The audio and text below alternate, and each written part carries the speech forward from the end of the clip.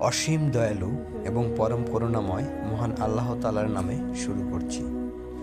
মহান আল্লাহ তাআলা পবিত্র আল কোরআনের বিভিন্ন সূরা এবং আয়াতের মধ্য দিয়ে মানুষের জীবনের উদ্দেশ্য, লক্ষ্য এবং জীবনযাপন পদ্ধতি সুনির্দিষ্ট করে দিয়েছেন।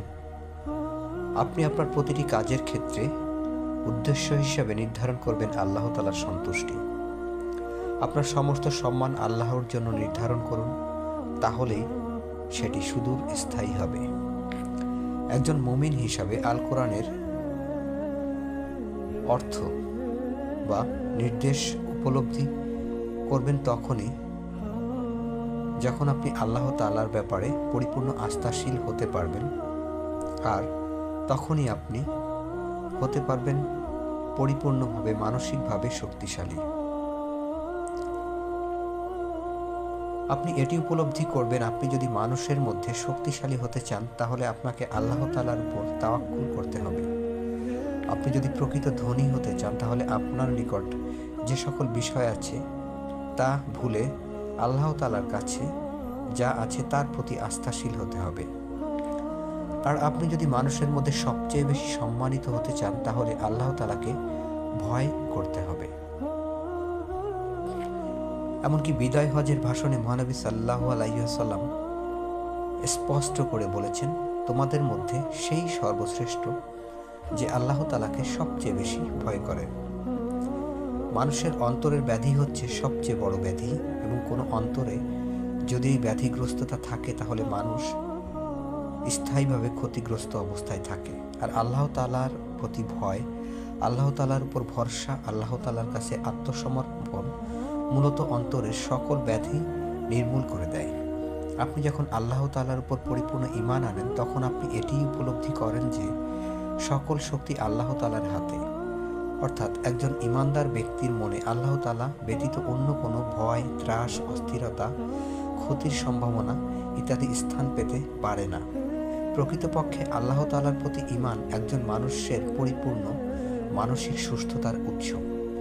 গভীর ঈমানের অনুপস্থিতিই হচ্ছে মানুষের মনে বিভিন্ন ধরনের ত্রুটি, বিভ্রান্তি, হতাশা কিংবা অশান্তির উপস্থিতি। প্রকৃতপক্ষে আপনি যদি গভীর ঈমানের অধিকারী হন তাহলে আপনি আন্তরিক দৃঢ়তা, গভীর বুদ্ধিমত্তা, পরিপূর্ণ নৈতিকতা এবং দৃঢ়তার সাথে যে কোনো ভয়ের সম্মুখীন হওয়ার মানবিক গুণাবলী অর্জন করতে সক্ষম হন। পবিত্র আল কোরআনে যে সকল কাহিনী কিংবা অতীতের ঘটনার বিশেষ করে নবী রাসূলদের জীবনী বর্ণনা করা হয়েছে সেগুলো কেন বর্ণনা করা হয়েছে? মূলত মানুষকে শিক্ষা দেওয়ার জন্যই তা বর্ণনা করা হয়েছে। যখন মুসা আলাইহিস সালাম সমুদ্রের কিনারায় এসে গেলেন এবং চারদিক দিয়ে প্রতিপক্ষের সৈন্যরা ঘেরাও করে রেখেছিলেন, তখন তার সঙ্গীরা বলেছিলেন, মুসা, আমরা তো ধরা পড়ে গেলাম এবং দুনিয়ার হিসাবে এই জায়গা থেকে মুক্তি পাওয়ার সম্ভাবনা 0% ছিল। কিন্তু মুসা আলাইহিস সালাম বলেছিলেন, কখনোই না, আমার রব আমার সাথে আছেন, তিনি আমাকে পথ দেখাবেন। আর আল্লাহ তাআলা এটিই চান যে আপনি আল্লাহ তাআলার উপর গভীর আস্থা রাখেন। তিনি চান আপনি তার কুদরত ও নিদর্শনের সামনে পরিপূর্ণ প্রশান্ত থাকেন, কারণ এই প্রশান্ত থাকার নামই হচ্ছে আপনার বিশ্বাস।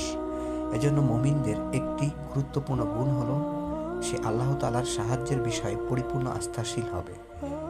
আল্লাহ তাআলা পবিত্র আল কোরআনের অসংখ্য জায়গায় বলে দিয়েছেন তিনি মুমিনদের বা ধৈর্যশীলদের সাথে আছেন।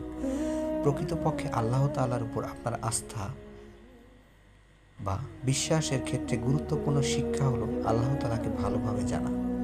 আর আল্লাহ তাআলাকে সবচেয়ে ভালো